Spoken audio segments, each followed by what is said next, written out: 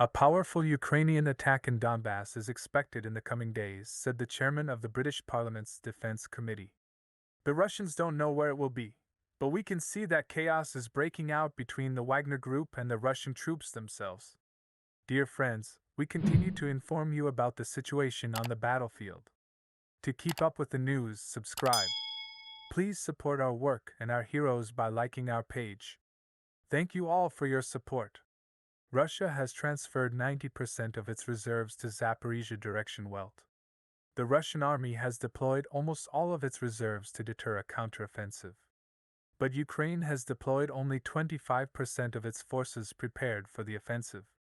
The publication reports that there is a big difference between the start of an offensive and the start of a major strike or operation.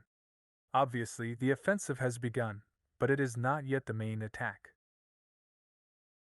Belgorod and Siversky sections kamikaze drones attacked a freight train in Belgorod region. Bakhmut section due to the deteriorating weather, activity at the site has slowed down.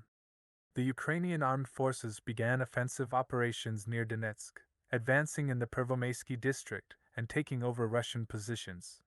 It is reported that at first the Russians were poured with heavy fire, after which the infantry went into battle. Some of the occupiers began to flee, but none of the enemies managed to escape. Ukrainian defenders showed footage of the impressive battle. Zaporizhia segment. We will be able to talk about the liberation of Makarivka when the guys gain a foothold. Because the following information has appeared from Russian media.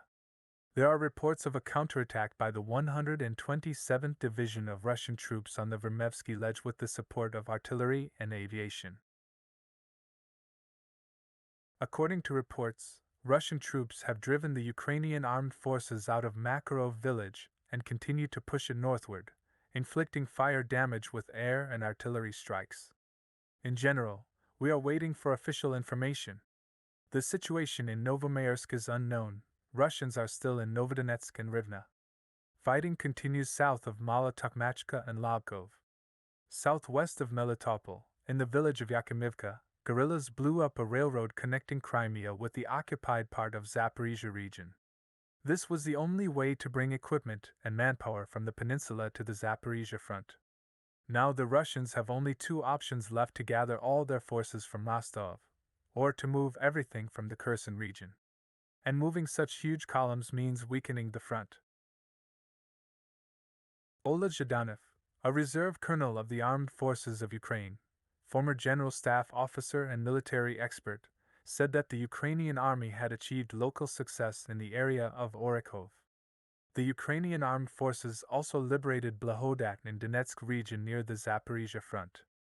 Our troops captured Russians and trophy equipment there, and received valuable information from the prisoners about the enemy's defense and the state of their troops.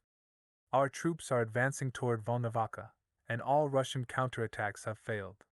We also managed to find out the secret of the occupiers' successful retreats.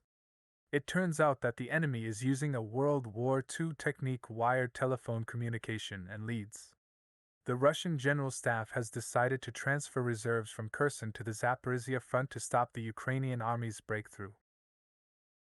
This is very good for the Ukrainian army, as the enemy is drawing in the last of its reserves, withdrawing troops in other directions. And here we were just talking to you, the bridge explosion that happened.